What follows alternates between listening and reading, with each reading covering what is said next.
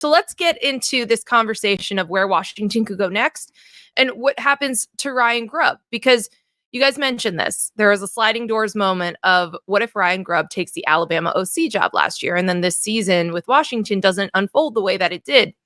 So that would certainly be an option to stick with Kalen DeBoer. Chris, you mentioned how close they are in their relationship together.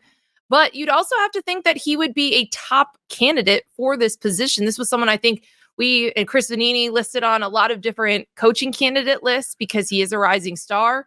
And you've got to think that that would be a huge hire if you're Washington to keep building off of what you had this season. So, Chris, what do you make of Ryan Grubb's situation that he's going to be facing here?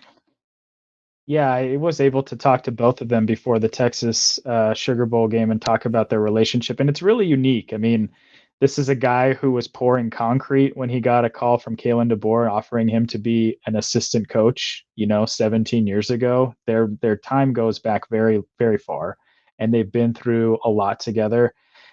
This could be the one that kind of drives them apart, and it wouldn't surprise me either way, to be honest with you, if it goes either way. If Ryan decides to go with him to Alabama, where he can be an OC and recruit and have five-star talent at every position, and then maybe he becomes the next guy in the SEC at the next SEC opening or the next Big Ten opening.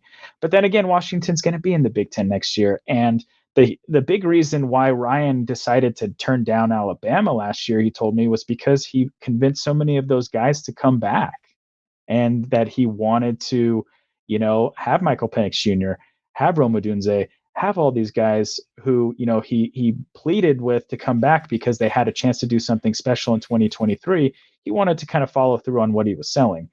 Now that everything's kind of in flux, I think if you're Troy Dannon, I would just go Grubb. I think continuity matters, especially considering the impact that he's had offensively in such a short time there. But ultimately, it's going to come down to what Kalen and his sales pitch is to Ryan, because I would not be surprised if we're looking at the list of guys that Chris Vanini will throw out there with his job candidate profile. I think Ryan's the best one on there.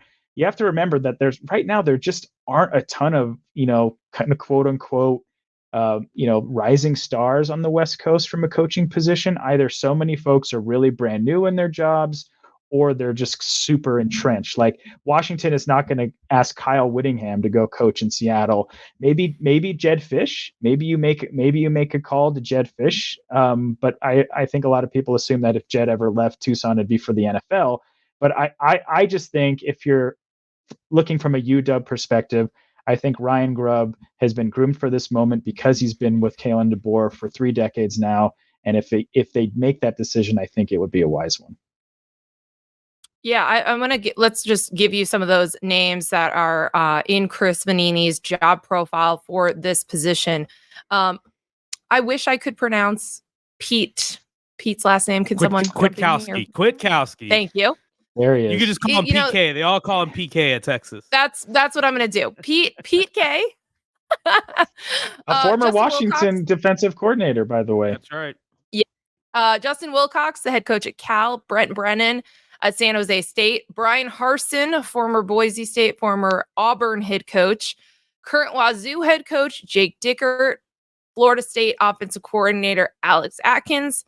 Bronco Mendenhall, who just took the job at New Mexico to get back into coaching. Kalani Sitake, the BYU head coach that I know you and I know very well, Chris. Troy Calhoun at Air Force. Jed Fish, as you mentioned, Arizona on the upswing. And then this is my favorite name on the list, Pete Carroll. He just got pushed out as the head coach of the Seahawks earlier this week. He already lives in Seattle, guys. Wouldn't that be something? So those are the names on the list right now. But Chris, I'm with you. I do whatever it takes to keep Ryan Grubb and to make him your head coach. He's going to be a head coach very soon. I think you do it now. You put him in this position as you're moving into the Big Ten. You have all of the momentum and the basically the advertisement for the offense that he wants to run that we all just saw on display. And I think you do what you have to do to keep Ryan Grubb. That's what I would do if I'm Troy Dannon.